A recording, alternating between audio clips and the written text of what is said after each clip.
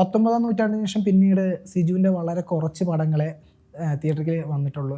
ഒരു പിന്നീട് അങ്ങോട്ടൊരു ഒരു ഹീറോ എന്ന രീതിയിലുള്ളൊരു 19-ാം നൂറ്റാണ്ടിന് മുമ്പും എൻ്റെ കുറച്ച് പടങ്ങളെ വന്നിട്ടുള്ളൂ. അല്ല വളരെ പിന്നെ സാറ്റർഡേ നൈറ്റ്സ്, പിന്നെ പഞ്ചവത്സര പദ്ധതി. അതെ, ഞാൻ വളരെ കുറച്ച് സിനിമകളാണ് ചെയ്യുന്നത്, ചൂസ് ചെയ്തിട്ടാണ് ചെയ്യുന്നത്. അല്ലെങ്കിൽ ഇപ്പോൾ ആഴ്ചയിൽ കുറേ സിനിമ ഇങ്ങനെ ഇറക്കിക്കൊണ്ടിരിക്കാനായിട്ട് എനിക്കും അങ്ങനെ താല്പര്യമില്ല. കാരണം എനിക്കും അങ്ങനെ മടുക്കും. അപ്പോൾ ഓരോ സിനിമ കഴിയുമ്പോൾ മനഃപൂർവ്വം അല്ലാതെ തന്നെ ഒരു ബ്രേക്ക് വരാറുണ്ട്, നല്ല രീതിയിൽ ബ്രേക്ക് വരും. അത് കഴിഞ്ഞിട്ടാണ് അടുത്ത സിനിമ ചെയ്യാൻ സാധിക്കാറ്. അപ്പോൾ അത് നല്ലതെന്നാണ് എനിക്ക് പേഴ്സണലി തോന്നിയിരുന്നത്. കാരണം ഒരു സിനിമയിൽ നിന്ന് വിട്ടുപോകാനുള്ളൊരു ടൈമും കിട്ടും, അടുത്ത സിനിമയിലേക്ക് ഇന്നാവാനുള്ള ടൈം കിട്ടും. അതിൻ്റെ ഒരു പ്രീ പ്രൊഡക്ഷൻ വർക്കുകളിലും കാര്യങ്ങളിലൊക്കെ കുറച്ചും കൂടി ഇൻവോൾവ് ആയിട്ട് നിന്ന് എന്താണ് ക്യാരക്ടറും എന്താണ് കഥയും ഓരോ സീൻ ബൈ സീൻ നമുക്ക് വ്യക്തമാവും കാര്യങ്ങൾ. അപ്പോൾ അത് നല്ലതെന്നാണ് എനിക്ക് തോന്നിയത്. അപ്പോൾ ഇപ്പോഴത്തെ സാഹചര്യത്തിൽ കുറച്ചും കൂടി ചൂസി ആയിട്ട് തന്നെയാണ് പോകുന്നത്. അപ്പോൾ ഓരോ സിനിമയും ഇമ്പോർട്ടൻ്റ് ആണ്. അപ്പോൾ എല്ലാവർക്കും അത് തന്നെ ആയിരിക്കും ഇമ്പോർട്ടൻ്റ് ആയിരിക്കും. അപ്പോൾ ഈ സിനിമ അതുപോലെ തന്നെ ഇമ്പോർട്ടൻ്റ് ആണ്. ഓരോ സിനിമ സക്സസ്ഫുള്ളായി കഴിയുമ്പോൾ മുമ്പോട്ട് പോകാനുള്ളൊരു ഊർജ്ജം കൂടുതലാണ്, നമുക്ക് കോൺഫിഡൻസ് കൂടാണ്. അല്ലെങ്കിൽ ഇതുപോലത്തെ പുതിയ സിനിമകളും ഡിഫറെൻ്റ് ആയിട്ടുള്ള സിനിമകളും ട്രൈ ചെയ്യാൻ പറ്റും എന്നുള്ളത്. അപ്പോൾ തിയേറ്ററിൽ കണ്ടത് വിജയിപ്പിച്ചാലേ കാര്യമുള്ളൂ. OTT-യിൽ വന്നു കഴിഞ്ഞിട്ട് നല്ലതായിരുന്നു എന്ന് പിന്നീട് പറഞ്ഞിട്ട് കാര്യമില്ല. തിയേറ്ററിൽ തന്നെ കണ്ട് വിജയിപ്പിക്കണം. ഈ സിനിമയെ എക്സൈറ്റ് ചെയ്ത ഒരു ഫാക്ടർ എന്തായിരിക്കും സിജു? അതിൻ്റെ പ്ലോട്ട് തന്നെയാണ്. പ്ലോട്ട് തന്നെയാണ്. ടൈം ലൂപ്പും എന്താ പറയുക, ഒരു നിമിഷം അല്ലെങ്കിൽ ഒരു മിനിറ്റ് ചേഞ്ച് ആയി കഴിഞ്ഞാൽ എങ്ങനെയായിരിക്കും സംഭവിക്കുന്നത്, ഇത് എല്ലാം മാറുമല്ലോ. ഇയാൾ ചുറ്റിപ്പറ്റി നിൽക്കുന്ന സാഹചര്യം, അതുപോലെ ആൾക്കാർ, ഇവരുടെയൊക്കെ ഇൻവോൾവ്മെൻറ്റ് മൊത്തത്തിൽ മാറും. അപ്പോൾ അതാണ് ഈ സിനിമ ഡിസ്കസ് ചെയ്യുന്നത്. ഇങ്ങനെ ഈ ചേഞ്ചസ് വരുമ്പോൾ എന്തൊക്കെയാണ് ചേഞ്ചസ് ഉണ്ടാകുന്നത്. അപ്പോൾ അതുകൊണ്ട് തന്നെ ആൾക്കാർക്ക് പ്രഡിക്റ്റ് ചെയ്യാവുന്ന രീതിയിലായിരിക്കില്ല ചേഞ്ചസ് വരുന്നത്. അപ്പോൾ ആ ഒരു എക്സൈറ്റ്മെൻറ്റും കാര്യങ്ങളും ഓഡിയൻസിന് കിട്ടും എന്നുള്ളതാണ്. അതെനിക്ക് പേഴ്സണലി സ്ക്രീൻ പ്ലേ വായിച്ചപ്പോൾ കിട്ടിയിട്ടുണ്ടായിരുന്നു, നറേഷൻ കേട്ടപ്പോൾ എനിക്ക് കിട്ടിയിട്ടുണ്ടായിരുന്നു. അപ്പോൾ അത് തന്നെയാണ് ഈ സിനിമ കമ്മിറ്റ് ചെയ്യാനുള്ളൊരു ഫാക്ടർ ഉണ്ടായത്.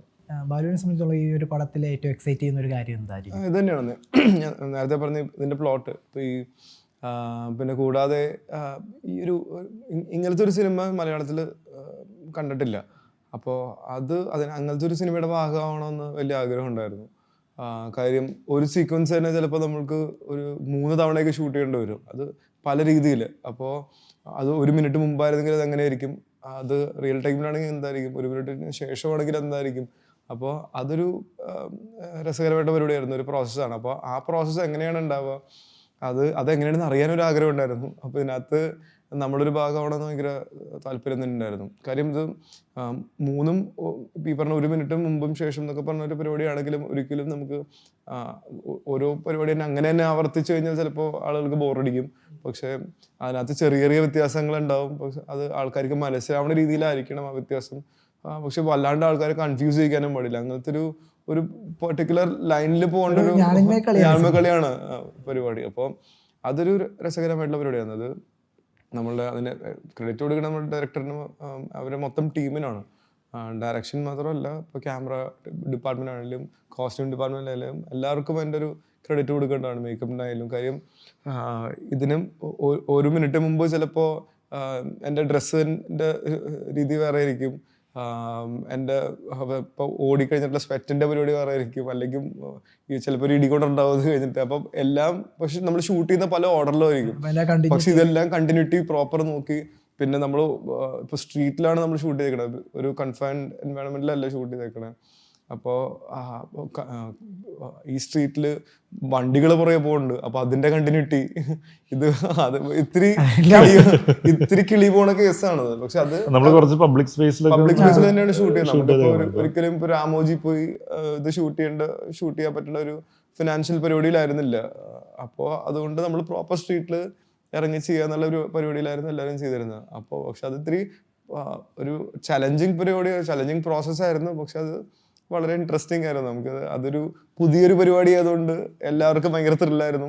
എല്ലാവരും എല്ലാവരും കൂടെ നിൽക്കുന്നുണ്ടായിരുന്നു.